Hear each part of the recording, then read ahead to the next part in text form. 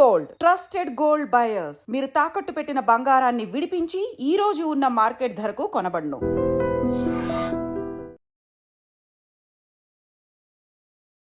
శ్రీ గరుడ అయోధ్య మందిర్ చూస్తున్నారుగా, విశాఖ అందాల సాగర తీరం.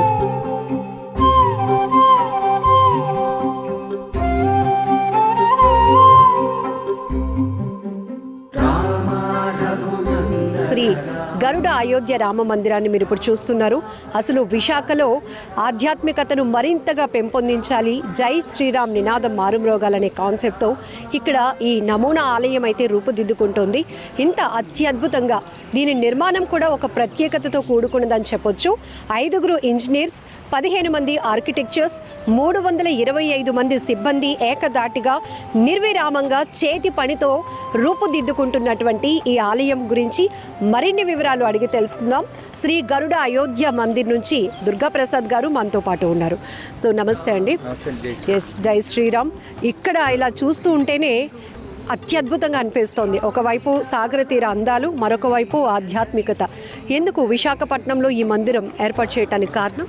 ఇది ఫస్ట్ ఆఫ్ ఆల్ ఏంటంటే ఐ డ్రీమ్ ప్రేక్షకులకి నమస్కారాలండి.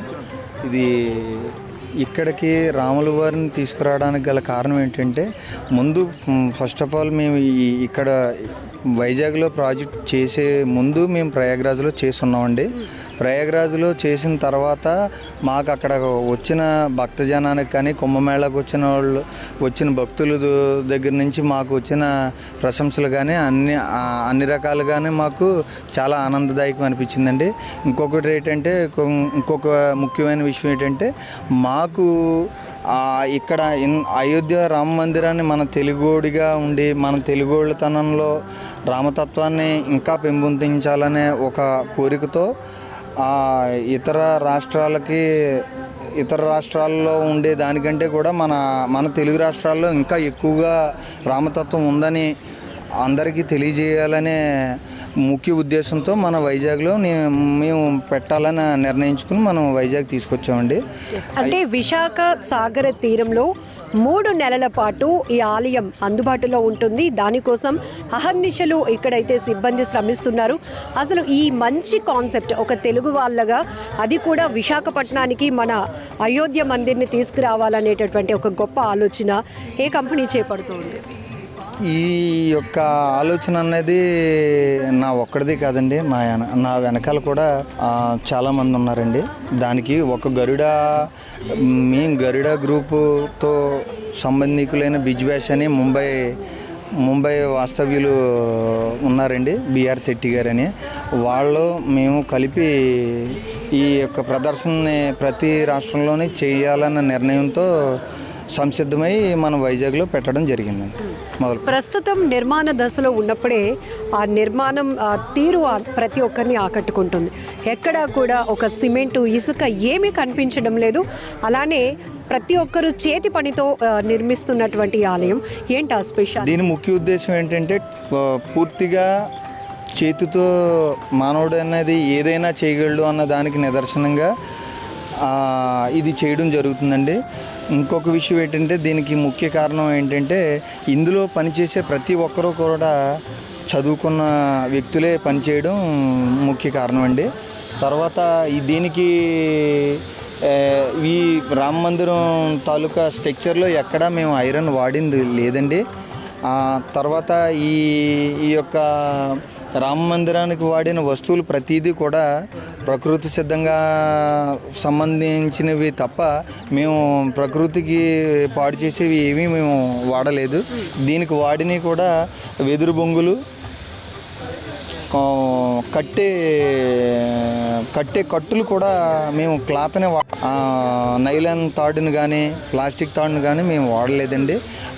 అన్ని రకాలుగాను ప్రకృతి సిద్ధంగా దొరికిన వస్తువులనే మేము ఉపయోగించి చేయడం అనేది ముఖ్య కారణం అండి. దీనికి ప్రయాగ్రాజ్లో ఏర్పాటు చేసిన రామ మందిరానికి, ఇక్కడ మన విశాఖ సాగర తీరంలో ఏర్పాటు చేసిన గరుడ అయోధ్య మందిర్కి ఏమైనా డిఫరెన్సియేషన్ ఉందా కన్స్ట్రక్షన్లో కానీ? ప్రయాగ్రాజ్లో చేసింది గరుడ గ్రూప్ అండ్ బిజ్బేషేనండి. ఇక్కడ బిజ్బేషో గరుడ గ్రూపే చేస్తుందండి. ఇక్కడికి అక్కడికి కొద్దిగా మోడిఫికేషన్ ఏం చేసామంటే ఆ ప్రయాగ్రాజ్లో చేసింది పైన పిరమిడ్లకి అన్నట్లకి కూడా క్లాతింగ్తో అయితే అవుట్లుక్ బాగా వస్తుందన్న ఉద్దేశంతో మన చేనేత కాటన్తోనే చేసామండి. కాకపోతే ఇక్కడ ఏమైందంటే ఈ సముద్రపు గాలుల వల్ల ఇబ్బంది జరుగుతుందని మేము ముందుగానే గమనించుకుని ముందుగానే గ్రహించి మేము దాని ఏదైతే స్థానంలో క్లాత్ స్థానంలో మేము ప్లేవుడ్ని ఫిక్స్ చేయడం అనేది జరిగిందండి. ఇంకొక ఉద్దేశం ఏంటంటే వాతావరణ శాఖ వాళ్ళు పర్యవేక్షణలోనే జరిగిందండి ఇది.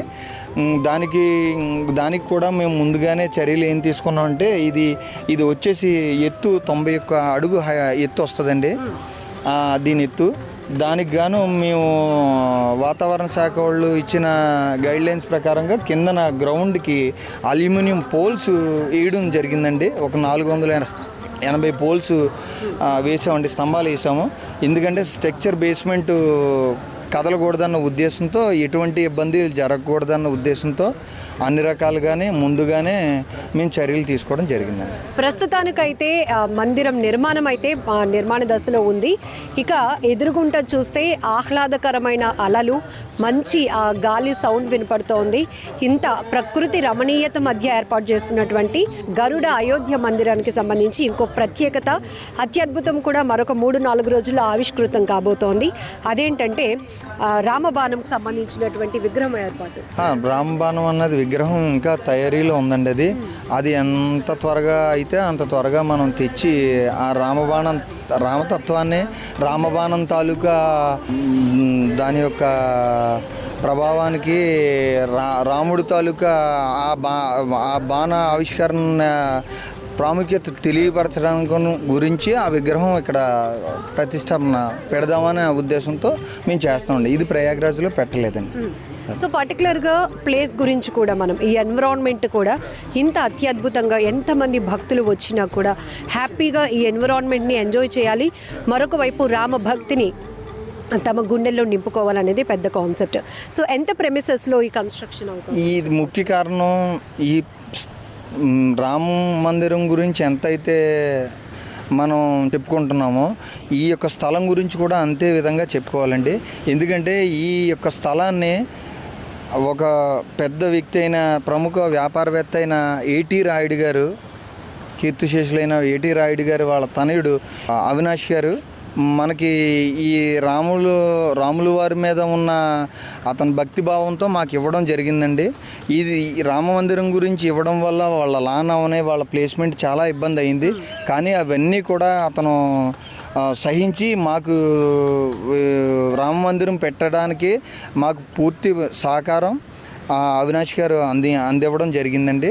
దానికైతే మట్టుకు మాకు చాలా ఆనందదాయకం అండి. మనకి ఇంత ప్రదర్శన జరగడానికి ఈ పనివారు ఎంతైతే కష్టపడుతున్నారో వాళ్ళందరినీ గుర్తించి ముందుగానే ఈ గుడిని పెట్టడం వల్ల ఎంత భక్త జనం వస్తారన్న దానికి గాను ఈ చుట్టూ కూడా వచ్చిన వాళ్ళు వెళ్ళడానికి ఎటువంటి ఇబ్బంది లేకుండా ఆ అవినాష్ గారు ముందు జాగ్రత్తగా ముందు చర్యలు తీసుకుని వాళ్ళకి మాకు అంత సహకారం అందించారండి ప్లేస్ పరంగా అయితే. సో ప్రయాగ్రాజ్ తర్వాత ప్రజల కోరిక అండ్ మీ యొక్క అభిప్రాయం, ఆలోచన మన విశాఖలో ఏర్పాటు చేయాలని ముఖ్య కారణం అండి. ప్రయాగ్రాజ్లో జరిగిన తర్వాత మన తెలుగు వాళ్ళు అన్నది ఇప్పుడు బయట ఇతర రాష్ట్రాలే జై శ్రీరామ్ అని అంటుంటే మన తెలుగు రాష్ట్రాల్లో ఉన్న ప్రతి గ్రామాల్లోనే రామాలయం లేని ఊరంటూ ఎక్కడ ఉండదు మనకి.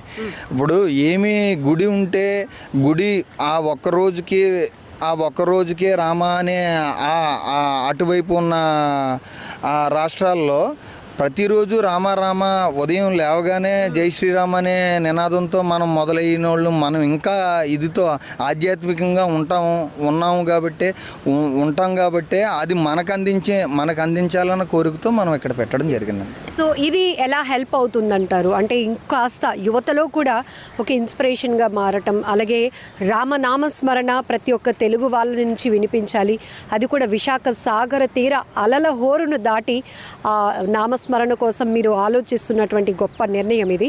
సో మీరు ఎందుకు అంత పర్టికులర్గా రాముడి పట్ల అంత కనెక్టింగ్తో ఉన్నారు? ఏమైనా ఎక్స్పీరియన్స్? ఏం లేదండి, ప్రతి శ్రీరామనవమికి మా ఊరిలో పల్లకి మోయడం అండి. పల్లకి మోయడం అంటే ఒక వరం. ఇప్పుడు అంతమంది కుర్రోళ్ళలోనే మనం పల్లకి నాకు ఇవ్వండి అని పల్లకి పట్టుకుని మనం తిరిగి వెళ్ళాం. అలాంటిది రాములు వారు నాకు ఈ భాగ్యాన్ని ఇప్పుడు మన ఇండియా మొత్తం మీద ఎవరికి దక్కంది అక్కడ మోదీ గారు రామ మందిరం కట్టించి అంత పేరు ప్రఖ్యాతులు మన ఇండియాకి తీసుకొచ్చారండి మోదీ గారు. అలాంటి అంత పెద్ద వ్యక్తికి దక్కిన గౌరవం చిన్న ఉడతా భక్తిగా నేను ఈ రామ మందిరాన్ని ఇక్కడ పెట్టడం నేను దానికి నిదర్శనంగా తీసుకున్నానండి, అంతేని. సో శ్రీ గరుడ అయోధ్య రామ మందిర్ గురించి ఇన్ని విశేషాలు తెలుసుకున్న తర్వాత ఇంతకీ ఎప్పుడు ప్రారంభం కాబోతోంది, మేము ఎప్పుడు రావాలి అనేది కదా మీ డౌట్. సో ఎప్పుడు ప్రారంభం కాబోతోంది? ఇప్పుడు దాకా మేము కూడా సందిగ్ధంలో ఉన్నామండి. ఇప్పుడు మనం యుద్ధం జరుగుతూ ఉన్నది, పాకిస్తాన్తో యుద్ధం జరుగుతూ ఉన్నది. ఈ గడియల్లో మనం పెట్టి ఇక్కడ మొదలు పెట్టడం వల్ల భక్తులు రావడం వల్ల ఈ ఇబ్బంది ఏమన్నా జరుగుతుందేమో అని ఈ రెడ్ అలర్ట్లో మన వైజాగ్ ఉండడం వల్ల మేము దానికి గాను మాకు అయ్యే ఖర్చులు, మాకు అయ్యే దానివల్ల బాధలు, ఇబ్బందులు బోల్డ్ చాలా ఉన్నాయి.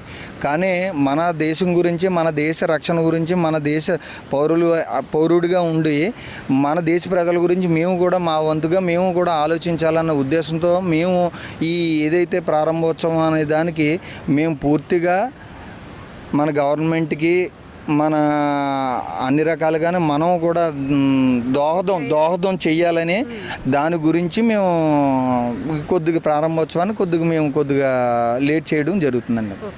So thank you so much అండి దుర్గాప్రసాద్ గారు. జై శ్రీరామ్. సో ఇంత ఇన్ఫర్మేషన్ చూసిన తర్వాత ప్రతి ఒక్కరిలో రామనామం ఉప్పొంగుతోంది కదా, ఖచ్చితంగా చెప్పుకోవచ్చు. వివిధ రాష్ట్రాల వాళ్ళే జై శ్రీరామ్ నినాదాలు చేస్తుంటే మన తెలుగు వాళ్ళం ఖచ్చితంగా మన దేశాన్ని రక్షిస్తున్నటువంటి ఆ రామనామాన్ని స్మరించుకోవాల్సిన అవసరం ఖచ్చితంగా ఉంది. అందుకే విశాఖలో తెలుగు వారి కోసం, తెలుగు ప్రజల కోసం, తెలుగు భక్తుల కోసం ఇక్కడ శ్రీ గరుడ అయోధ్య మందిరాన్ని ఏర్పాటు చేస్తున్నాం. ప్రస్తుతం పాక్ భారత్ మధ్య నెలకొన్నటువంటి పరిస్థితుల నేపథ్యంలో ప్రారంభ తేదీని కాస్త వాయిదా వేస్తున్నాం. ఎందుకంటే వచ్చిన ప్రతి భక్తులు కూడా ఆధ్యాత్మికమైనటువంటి వాతావరణంలో, ఆహ్లాదకరమైన వాతావరణంలో ఈ మందిరాన్ని దర్శించుకొని వెళ్ళాలి అనేది, దీని ద్వారా సనాతన ధర్మాన్ని మరింత ఎఫెక్టివ్గా ముందుకు తీసుకువెళ్లాలనే ఉద్దేశంతో ఈ ప్రాజెక్ట్స్ జరుగుతున్నాయి. కాబట్టి ఖచ్చితంగా ప్రజలు కూడా సహకరించాలి. అలాగే ఐ డ్రీమ్ ఛానల్ ద్వారా కూడా ప్రారంభ తేదీ ఎప్పుడు అనేది కూడా తెలపడం జరుగుతోంది.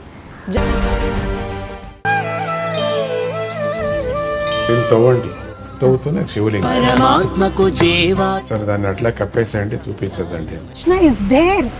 మూర్తి పూజ కాదు, సాక్షాత్ బ్రజేంద్ర నందన భగవాన్ ఉన్నారు మూర్తిలో. ఏమీ ఆశించకుండా ఆరాధించే వాళ్ళు కూడా ఉన్నారా ప్రభుజీ? నిజమైన భక్తి అంటే మనకు తెలియదు కాబట్టి